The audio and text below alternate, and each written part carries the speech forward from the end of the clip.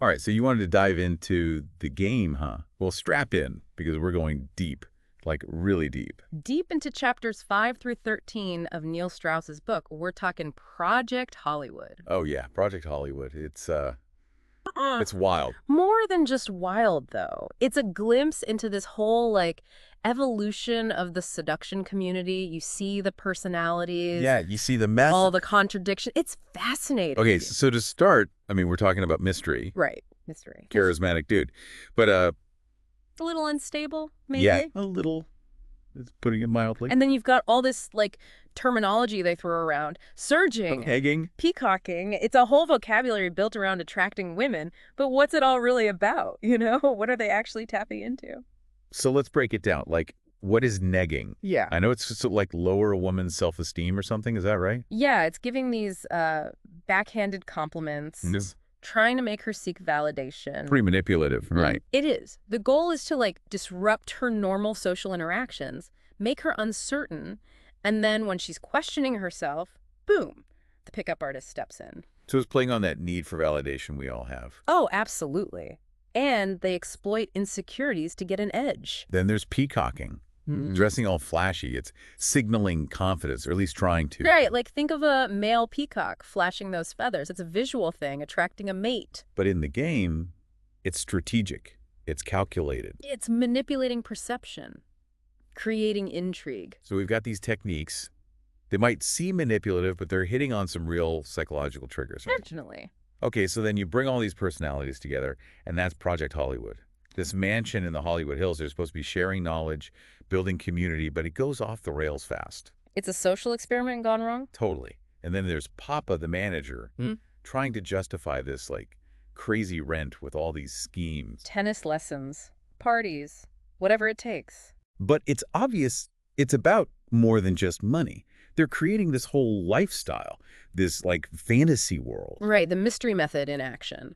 But fantasy rarely lines up with reality. And that's where the cracks start to show. You've got Mystery, who's, well, his mental state is deteriorating. And then Tyler Durden, who's ambitious, maybe to a fault, doesn't care much about ethical boundaries. And Strauss is right there in the middle of it, starting to think, what have I gotten myself into? Like a train wreck in slow motion.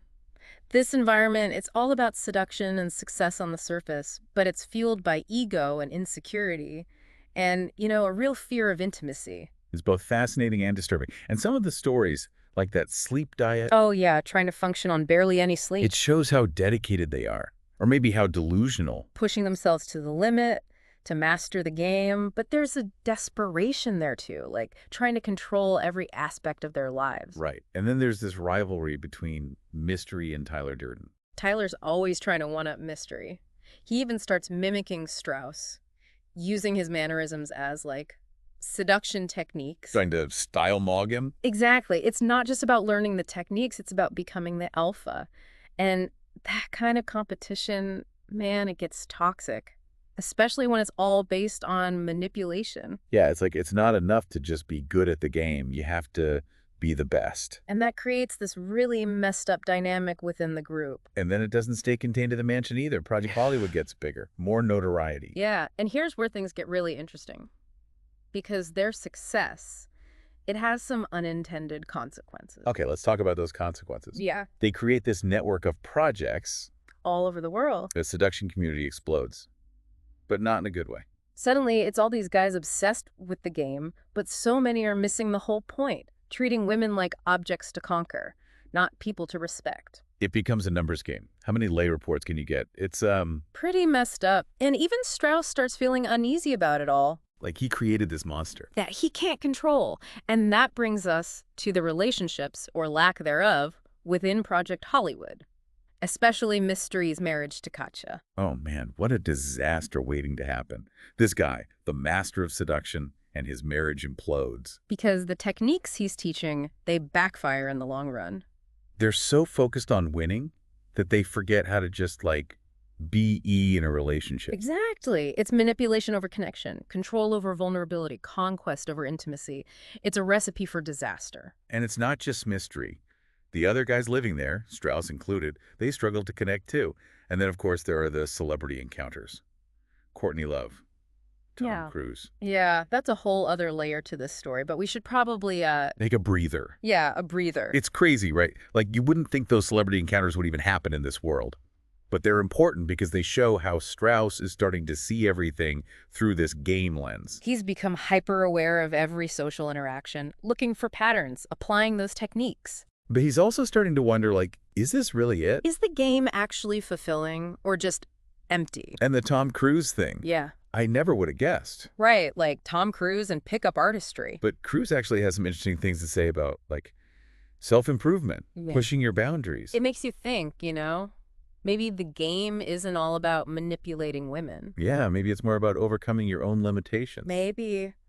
But then you've got Courtney Love. Total chaos. She throws everything off balance at Project Hollywood. Like, Yeah. she's this raw energy that just disrupts their whole carefully constructed reality. Right. She exposes those vulnerabilities that are simmering beneath the surface. And it's interesting because her being there, it kind of highlights this theme that keeps coming up. That need for connection. Exactly. Mm. Even with all their fame, all her money, she still wants that. It's like underneath all the techniques, everyone's just looking for the same thing, right? Love, acceptance, Yeah. connection. And that realization, it's like an antidote to the cynicism of the game. Right, because there's got to be something more meaningful than just a successful pickup. Exactly. And then there's that Britney Spears interview. That's a huge turning point for Strauss. He sees past the pop star image, the persona. And he gets it. Genuine connection, that's what matters.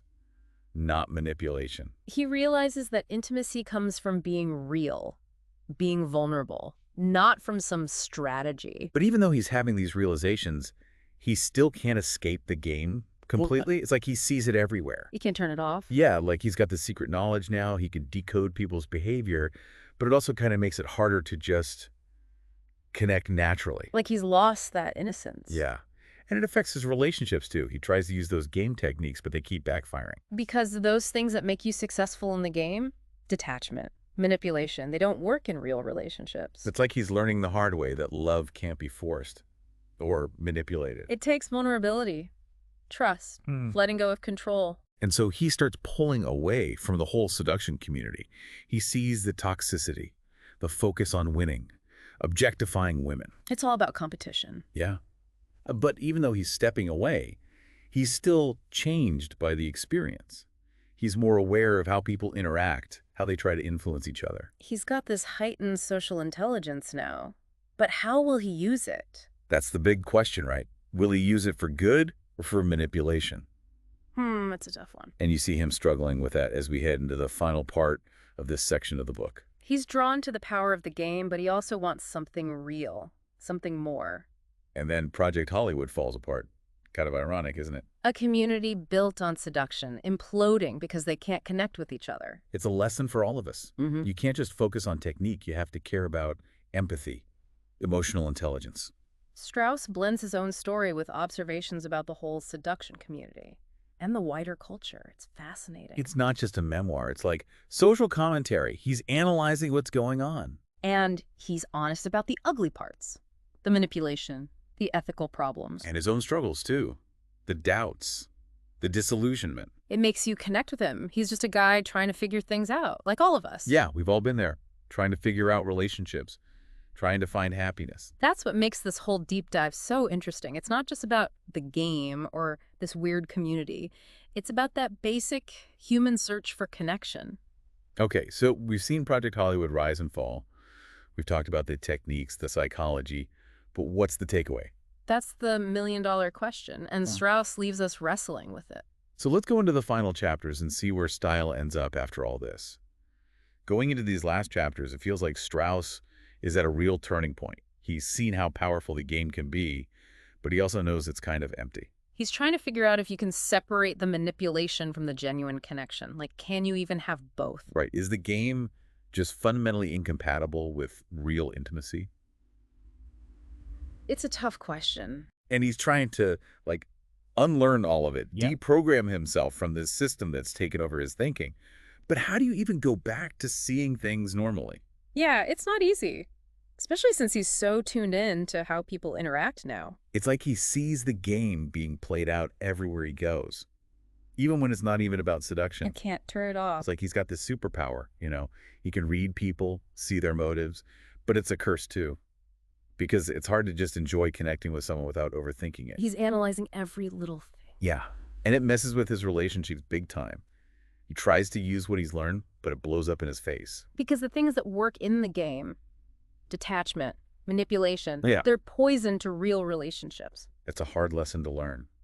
Love can't be tricked or forced. It can't. It takes trust, vulnerability, letting go. And you can see him starting to pull back from that whole community. He sees how toxic it is. All about winning. Seeing women as objects. It's constant competition. It's not healthy. No.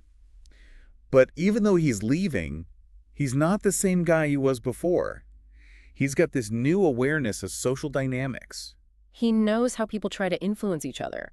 So the question becomes, what will he do with that knowledge? Will he use it to connect with people in a real way?